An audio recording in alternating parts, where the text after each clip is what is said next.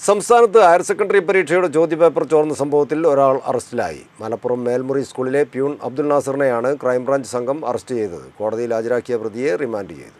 +1 പരീക്ഷയുടെ ചോദ്യക്കടലാസ് ചോർന്നതുമായി ബന്ധപ്പെട്ടാണ് ഒരാൾ അറസ്റ്റിലായത്. മലപ്പുറം മേൽമുറി മഹദീൻ സ്കൂളിലെ പ്യൂൺ മലപ്പുറം പനങ്ങാക്കര രാമപുരം എലിക്കോടൻ വീട്ടിൽ അബ്ദുൽ നാസറിനെയാണ് കോഴിക്കോട് ക്രൈംബ്രാഞ്ച് സംഘം അറസ്റ്റ് ചെയ്തത്. ചോദ്യക്കടലാസുകൾ ഫോട്ടോയെടുത്ത് MS സൊല്യൂഷൻസിലെ അധ്യാപകൻ മലപ്പുറം സ്വദേശി ഫഹദിന് വാട്സപ്പ് ചെയ്തു കൊടുക്കുകയാണ് ചെയ്തത്. അത് MS സൊല്യൂഷൻസിൻ്റെ യൂട്യൂബ് ചാനലിലൂടെയും ആപ്പിലൂടെയും ചോദ്യക്കടലാസ് പ്രവചനം എന്ന വ്യാജേന കുട്ടികളിലേക്ക് എത്തിക്കുകയായിരുന്നു. +1 കണക്ക്, ബയോളജി, കെമിസ്ട്രി, ഫിസിക്സ് എന്നീ വിഷയങ്ങളുടെ ചോദ്യക്കടലാസുകളാണ് അബ്ദുൽ നാസർ ചോർത്തി നൽകിയത്. 10ാം ക്ലാസ്സിലെ കണക്ക്, ഇംഗ്ലീഷ് പരീക്ഷകളുടെ ചോദ്യക്കടലാസുകൾ ചോർന്നെങ്കിലും അതിനു പിന്നിൽ ഇയാളാണെന്ന് കണ്ടെത്താനായിട്ടില്ല. 2008 മുതൽ മഹദീൻ സ്കൂളിൽ പ്യൂണായി ജോലി ചെയ്യുകയാണ് അബ്ദുൽ നാസർ.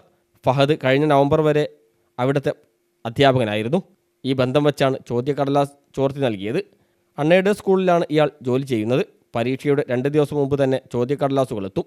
ഓഫീസിൽ സൂക്ഷിക്കുന്ന ചോദ്യക്കടലാസിൻ്റെ ബണ്ടിലെടുത്ത് പൊട്ടിച്ച ശേഷം ഫോട്ടോ എടുത്ത് അയച്ചു കൊടുക്കുകയും അതുപോലെ തിരികെ ഭദ്രമായി വെക്കുകയും ചെയ്യും.